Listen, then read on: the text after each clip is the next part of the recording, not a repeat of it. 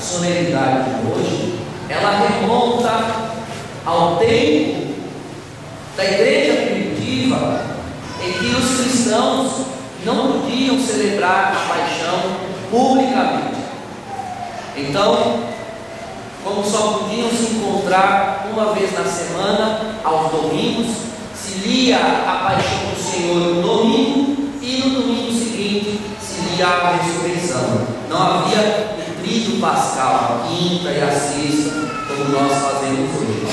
Essa foi uma adequação litúrgica posterior, mas se manteve com o sentido de introduzir a igreja, os fiéis, no espírito da cruz, porque é nisso que consiste a Semana Santa. A Semana Santa, ela é o nosso retiro anual. Eu convido você a dar prioridade à Semana Santa, de acordo com a sua possibilidade. Não deixe de participar das meditações, das reflexões, das pregações, porque é necessário confrontar a própria vida com a cruz do Senhor. Porque a cruz do Senhor, ela não foi um evento isolado. A dificuldade que os cristãos têm de compreender é que nós somos membros do corpo do Senhor. E se o Senhor carregou a cruz, deitou nela e nela deu a sua vida, significa que todos os membros do corpo se entregaram, deram o sangue que possuíam, correndo em si, na cruz. Então, se somos membros do corpo de Cristo, o nosso lugar é a cruz. Agora, é necessário que o cristão aprenda a transpor, a atualizar, a fazer a passagem da cruz de Jesus para a sua cruz. Porque, de uma certa maneira, por conta da nossa catequese, a catequese que recebemos, por conta da atmosfera católica que respiramos aqui no mundo ocidental, a cruz meio que virou uma poesia. A cruz virou um símbolo diante do qual as pessoas reverenciam, mas as pessoas já não fazem conexão da cruz com a própria vida. Se esquecem de todo o ensinamento do Senhor, de todos os alertas do Senhor sobre o que seria a cruz na vida daquele que viria a segui-lo no futuro. E a Semana Santa, irmãos, é para relembrar que a cruz não é uma coisa distante de nós 2000 anos atrás, distante de nós 15.000 quilômetros daqui em Jerusalém. A cruz de Jesus, ela continua nos membros do corpo, ela continua na história da igreja, ela continua na vida do cristão. E é necessário que eu e você, quando olharmos para a cruz, olhemos para ela e nos perguntemos assim a princípio: Senhor, que forma tem a cruz hoje, agora, nesse momento, para mim, na minha história? Porque a cruz do Senhor, naquele momento, era um patíbulo de madeira. Mas talvez agora, todos os anos, como bom católico, você vem à igreja. Todos os anos, como bom católico, você vem ouvir o mistério da paixão. Mas pode ser que em cada ano a cruz tenha uma forma distinta da outra. E não é porque se aprendeu a carregar aquela que já se sabe carregar essa. Porque se leva uma vida inteira para aprender a carregar a cruz.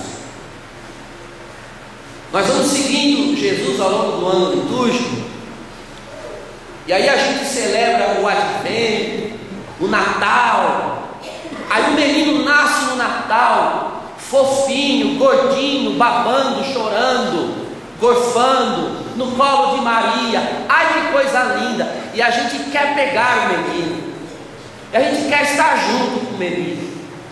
De repente o menino cresce, é batizado lá no Jordão, como foi a festa do batismo do Senhor em janeiro, e aí ele começa o ministério, ele começa a fazer milagres, curas, ele mostra que tem poder, e aí todo mundo que já queria o menino agora quer seguir o poderoso, quer seguir o milagreiro, o curandeiro.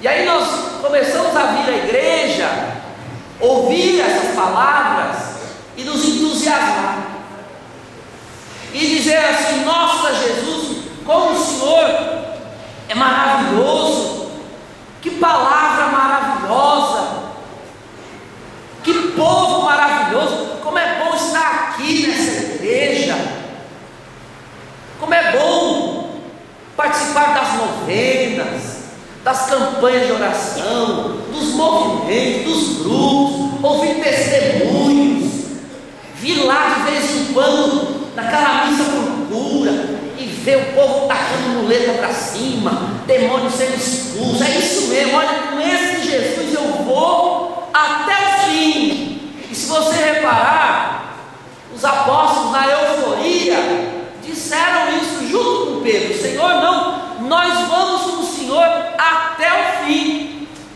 Tomé, inclusive, 2 semanas atrás, numa liturgia que nós lemos na Quaresma, dizia, quando Jesus avisou que ia a Jerusalém, e os apóstolos disseram: Senhor, o Senhor está jurado de morte lá, acabamos de sair fugidos, o Senhor vai voltar para lá. E Tomé bateu no peito e disse: não, vamos juntos com ele para morrer com ele em Jerusalém. Todo mundo mostrando pulso. Mas repare, diante de quem Pedro arregou? Pedro arregou diante de uma empregada de avental, de uma mulher, da empregada do sumo sacerdote, de avental, varrendo o terreiro, como dizia minha avó, o quintal. Você não é o Galileu, não. Nossa, mas você não queria morrer, não queria dar vida. Quer dar vida, mas não quer dar um sim. Eu acho que as pessoas não dimensionaram muito bem o que significa ser cristão. Eu quero dar a vida, quero seguir Jesus, como que querendo chegar no cume da montanha numa passada só. Nem um espacate mais estonteante faria a pessoa chegar lá. Se chega no cume do monte, olha, de degrau em degrau. Não vai chegar ao ponto de dar a vida quem não começa a dar o pouco que tem. Um sim hoje, outro amanhã. E o sim a Cristo se dá abraçando a cruz e não descendo dela. Que forma tem a sua cruz? Talvez ela não seja de madeira, talvez a sua seja de carne e sangue. Talvez a sua cruz durma do seu lado na cama. Talvez a sua cruz trabalhe todo dia com você, no mesmo comércio, na mesma empresa, na mesma escola. Talvez a sua cruz more na casa dos fundos, more na casa do lado ou na casa da frente. Talvez a sua cruz encontre com você toda vez que você vem à igreja. Você não vem à igreja e encontra a paz prontinha, o sossego e a tranquilidade. Você encontra a cruz. Talvez a sua cruz use estola e casulla. Talvez a sua cruz receba as pessoas na porta. Talvez a sua cruz cante toque. Talvez a sua cruz dê até comunhão dos irmãos. Talvez a sua cruz faça leituras aqui. Talvez a sua cruz carregue cruz na procissão de entrada, ou entre engomadinho assim. Talvez a sua cruz ainda pastel, vídeos nas festas da igreja. Talvez a sua cruz você mesmo pariu, trocou as fraldas, pôs no mundo, alimentou, e hoje é a sua cruz. Talvez a sua cruz esteja aí na sua carne, doendo. Talvez a sua cruz se chame joelho, espinhaço, costela, estômago, intestino, ovários, próstata, pernas, cabeça. Talvez a sua cruz se chame doença. Talvez a sua cruz se chame matrimônio. Talvez a sua cruz se chame dúvida, vocação. Talvez a sua cruz se chama estou encalhada, meu Deus. Talvez a sua cruz se chame insegurança.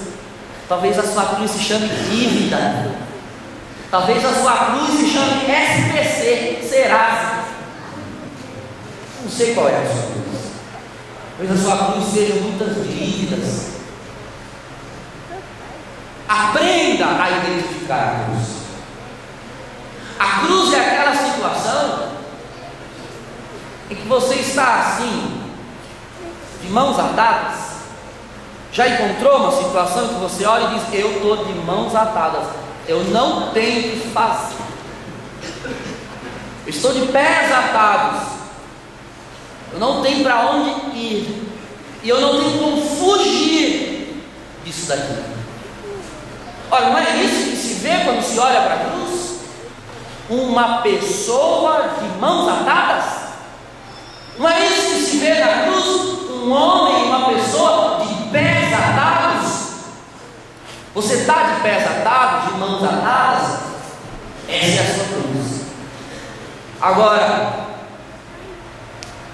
Ele quer sim a sua vida, mas Ele quer a sua vida entregue, dada em fidelidade a Ele, em forma de confiança nele, nessa cruz aí. É nela que você tem que dar a vida, é nela que você tem que confiar. Agora atenção, a nossa alegria, a nossa vitória vem por meio da cruz, e às vezes ela demora a vir, porque nós demoramos a aceitar a cruz. A gente se debate com ela, a gente passa uma vida inteira se debatendo com a cruz. O Senhor te chama para algo, o Senhor não conta com você, conta com o teu serviço. Às vezes o Senhor te pôs no matrimônio, me pôs no sacerdócio, te pôs na vida religiosa, te pôs na liderança, te pôs na coordenação, te pôs num grupo para servir. Aí as coisas começam a complicar lá. Qual é a primeira reação? Se debater, fugir, sair correndo. E às vezes se sai correndo, se acovarda diante de pequenas coisas, diante da empregadinha de avental. Vamos lá, eu quero dar a vida, eu quero dar a vida.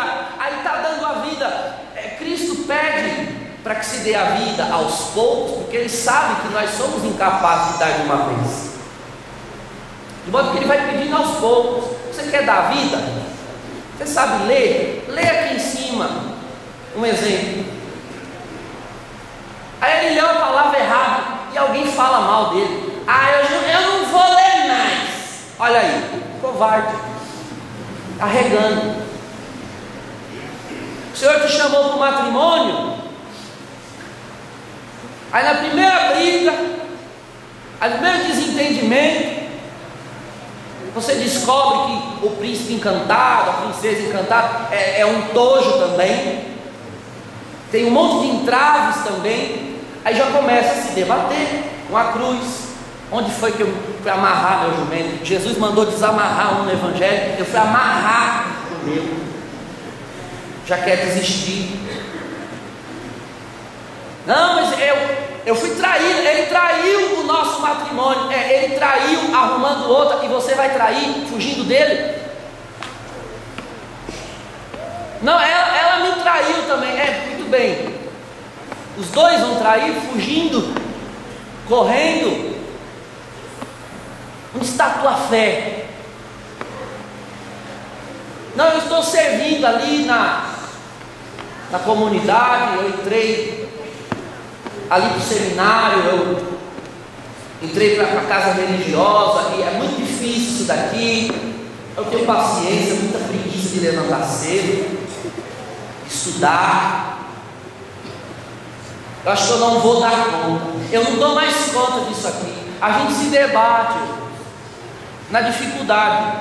Eu nunca vi, acho que eu não tenho muito tempo de padre, mas eu nunca vi uma pessoa pedir para entregar uma coordenação ou um ofício que ela tem na igreja num momento de tranquilidade. Olha, padre, eu fiz, está tudo bem feito, organizado, então agora eu quero entregar porque eu quero assumir outra coisa. Não, é quando dá uma desgraça.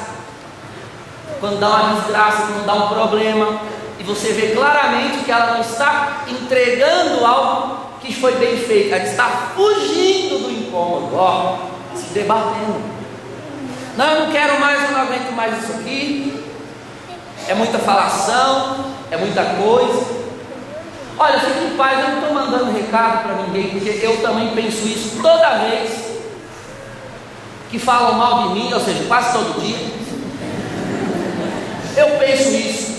Eu vou lá, eu vou dar uma ideia no bispo, e ele muda de paróquia. Dom João adora fazer mudança de padre, sempre está fazendo. A hora que eu fizer assim, ele me muda. A pergunta é, meu irmão, você se põe diante de Deus para questionar se é o que Deus quer?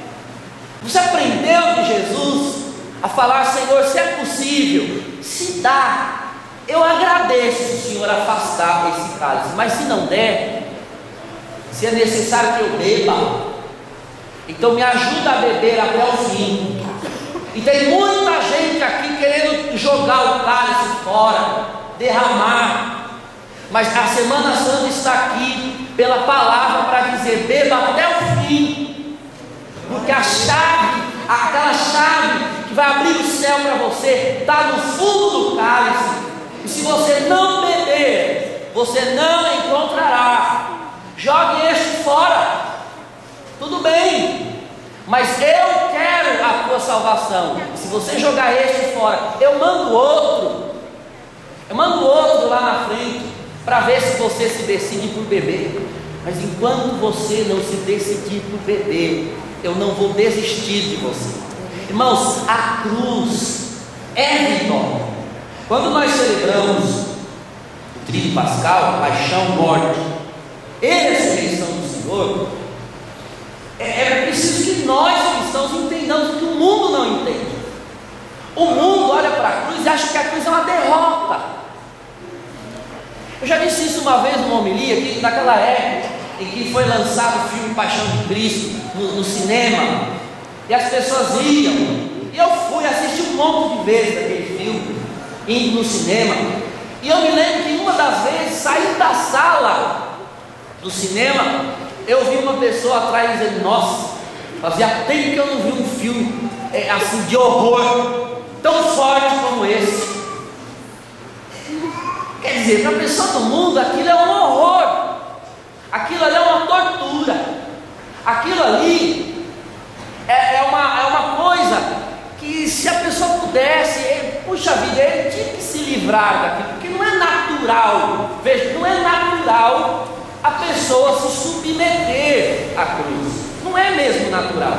Perceba que as pessoas todas zombavam dele, dizendo: você é filho de Deus, desça daí, saia daí.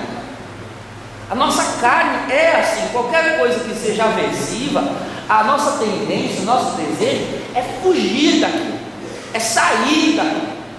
Mas por que a nossa carne se tornou assim? Porque ela, quando o pecado entrou no mundo, ela se tornou pecadora, desviada. E qual é a característica do pecado? Pecado é aquele sentimento que põe a criatura no lugar de Deus, perverte a criatura. Então a carne acha que no lugar onde ela está bom. Ela não quer ser educada, ela não quer ser disciplinada. Quando eu falo carne, não estou falando só do corpo humano, estou falando da mentalidade, das opiniões. Veja, quando nós estamos doentes e não tem outro remédio senão aquela injeção, aquela ampola de Voltaren, que eu achava que bezetacil era ruim, é que você não viu a ampola de Voltaren. Aquilo endurece a perna, aquilo é uma dor do Satanás. Mas você está doente, não tem outro remédio. É esse Voltaren aqui. Quem vai tomar? Alguém aqui, só se for é doença, é patológico, é masoquismo o nome dessa doença de psicologia. Você vai assim, né, feliz, tomar Voltaren, né, como que andando na estrada de tijolos amarelos, feliz para a sala da medicação. Parece uma música de filme de terror, lê aquela frase, sala de medicação, chega a dar um arrepio. O remédio está ali, não tem outro. A sua dor só vai sair por meio da dor. O veneno da serpente no deserto só saiu se olhando para a serpente. E a morte só foi vencida por meio da morte. Aí você quer vencer a sua cruz por meio da fuga? Você quer vencer? Você quer encontrar vitória na cruz, correndo dela? Mas está provado pelo Cristo e pela natureza das coisas, como Deus dispôs, que a morte só é vencida na morte, a doença só é vencida no próprio vírus da doença. O que é uma vacina? Senão o próprio vírus da doença inoculado, injetado na pessoa. A gente estudou isso na escola. A sua vitória de cruz só virá pela sua cruz.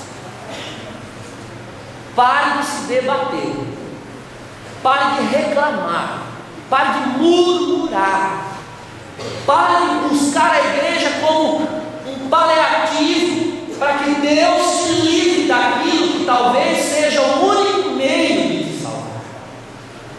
E se a cruz está aí para te salvar, não peça a Deus que te livre dela, porque Ele não vai fazer.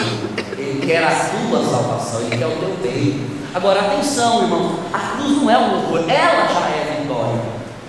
Veja, quando os judeus olhavam para a cruz e achavam que ali havia uma derrota, não, já havia uma vitória. A cruz e a ressurreição, na verdade, são um único evento. A ressurreição, que nós vamos celebrar domingo, ela é a manifestação da vitória. Ela não é a vitória em si, a vitória em si é a cruz. Só que na cruz a vitória está escondida. Ela aparece no domingo da ressurreição. Mas onde Cristo vence o demônio, e vence a morte, e vence o pecado, é na cruz. Só que ninguém via isso, ninguém conhecia isso. Por isso é necessário que Ele ressuscite, para que aquela vitória da sexta seja conhecida no domingo. Mas ela não é do domingo, ela é da sexta. Nós dizemos no jargão popular, fulano foge, sei lá do que, como o diabo foge da cruz. Veja, o diabo foge da cruz. O diabo não foge do ressuscitado simplesmente, é da cruz, porque ele sabe que a derrota dele não se deu simplesmente com Cristo saindo do túmulo vivo, se deu quando Cristo deu a vida. O diabo sabe, a vitória está ali.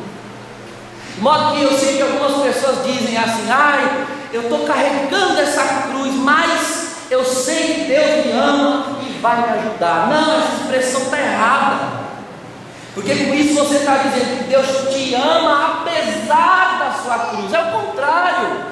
Deus te ama por causa da sua cruz. A prova que Ele ama você é que Ele te enviou uma cruz.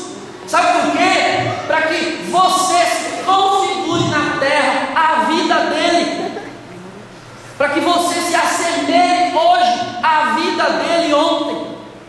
Ele foi para a cruz e Ele te quer tão semelhante a Ele que Ele te mandou uma também. Aqui, filho, deita nela para você ficar igual a mim. Está aqui, filha, deita nessa cruz, carrega essa cruz, porque eu avisei lá atrás: quem quer me seguir, abra mão do que acha, do que pensa, pegue a sua cruz e me segue. Você quer me seguir? Eu te amo tanto, que está aqui a sua cruz. Quando nós cantamos que a cruz é prova de amor, prova maior de amor não há do que a cruz. A vitória é a cruz, mas na hora que a cruz vem, a gente acha que ela é uma desgraça, aquela coisa medonha, que eu tenho que me livrar dela, que eu preciso dar um jeito de fugir dela. Meu Deus, você não cantou na igreja? Está vendo como é fácil ter euforia? Euforia apostólica, a euforia de Tomé, a euforia de Pedro. Vamos morrer contigo.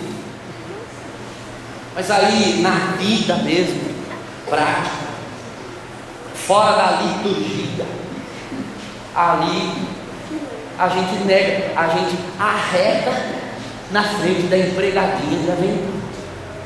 Veja, Pedro não teve medo diante de um soldado armado. Reparou isso? Foi diante de um soldado armado, não o mínimo de ameaça, já acovardou Pedro. Uma mulher de avental. Pedro, um brutamonte da Galileia, de passar um rodo na mulher e sair correndo. Não, simplesmente, não, eu não conheço. Eu não conheço. Eu não conheço. Aí estão ali, né, no seu ambiente de trabalho, e veem certas palavras, certas atitudes, e dizem: nossa, mas você não é aquele que vai na frente, não. Você não vai na igreja? Como é que você fala essas coisas e vive essas coisas e vai nesses lugares? E aí inventa 1000 desculpas apenas para encapar a verdadeira resposta. Eu não conheço. Meu Deus, eu não conheço. Então, irmãos, a cruz é a prova de amor de Deus por você, porque o ímpio não tem cruz.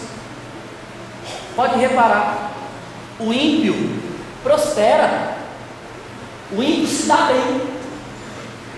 Você já se perguntou por que quem não vale nada parece que está tudo bem, está se dando bem, tem conta na Suíça, está lavando dinheiro, e nós aqui catando moeda para ver se põe um tijolo, não é? Você lá procurando aí vender uma Avon, uma representante da Canção Nova, para vender os produtos, para ver se entra um dinheiro.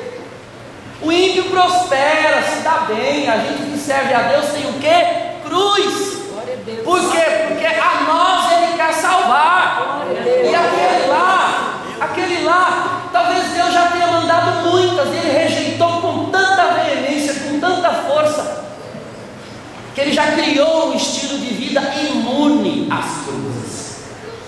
O ímpio já se imunizou contra as cruzes. Ele já entrou no estilo de vida do mundo. Ele não aceita Deus, ele está encapado contra Deus, ele está impermeabilizado contra Deus. Como você não fez isso ainda, graças ao Senhor Deus, a cruz ainda está vindo para te dar chance, para te purificar, para tirar você do egoísmo, para te ensinar a parar de pensar em si mesmo, para te ensinar a perdoar. Por que Deus permite a cruz das ofensas? Porque você não vai aprender a perdoar se não for ofendido. É tão óbvio. Por que Deus permite a cruz das encheções de saco contra você? Porque você não vai ter a virtude da paciência se não tiver que lhe torre ela. É tão óbvio. Ninguém adquire músculo sem peso sobre o corpo, sem esforço. Ora, a cruz disciplina ao esforço. Tem que ter força, tem que ter virilidade na alma, Por isso eu ouso dizer, irmãos, que ser cristão é para os valentes. O Evangelho de São Marcos, capítulo 11, diz isso: o reino dos céus é arrebatado à força, são os violentos que conquistam. Você é cheio de mimimi, milindre, ai eu não aguento, ai eu estou sofrendo, ai eu não consigo mais com nada, ai me ajuda, ai reza, ai me ajuda. Então, sai fora. Tem um monte de gente em pé aqui querendo lugar da igreja pastor. Glória a Deus, glória a Deus. Mas se você quer entrar no céu, então aprende a olhar para essa cruz aí e a dizer: Senhor, eu não gostaria, e eu nem pedi, porque cruz não se pede, não peça cruz, não inventa isso, ela vem sozinha. Senhor, eu não queria e nem pedi, mas já que ela está aqui, ensina-me a bebê-la e a beber até o fim. Me ensina a beber com honra desse cálice. Me ensina, Senhor, a manter a cabeça erguida, carregando essa cruz até o fim. E aqueles que no mundo zombam da sua cruz, porque o mundo faz isso, não se esqueça. O mundo é gente que pensa conforme a carne. Bobagem, mulher, sai de casa, larga esse pinguço, larga essa mulher, essa bruxa, e no dia inteiro larga, sai dessa comunidade, bando de fofoqueiros. Você não quer perder sua paz, está vivendo a vida. Olha lá, se é filho de Deus, você é filho de Deus, desce daí, ele só desceu para ir para o colo de Maria, aí ele desceu. Quer descer? Pega o terço na mão e vai para o colo dela. Ali você se. Mas a nossa vitória vem quando o Pai nos der, não quando nós dermos o nosso jeito de conquistar. Porque a vitória que vem com o jeito humano vai embora, como tudo que é humano se esvai, como tudo que é humano perece. Mas quando Deus dá uma vitória, ela vem das mãos dele e vem feita daquilo que Deus é feito, ou seja, é feita de eternidade. Não há nada que mate, não há nada que tire a glória do cristão.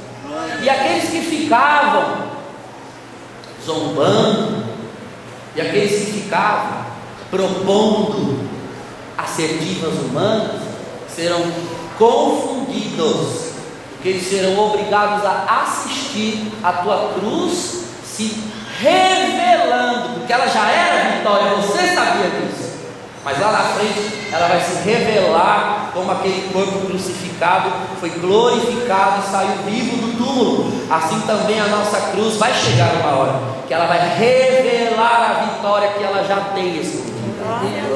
Essa é a lógica da cruz.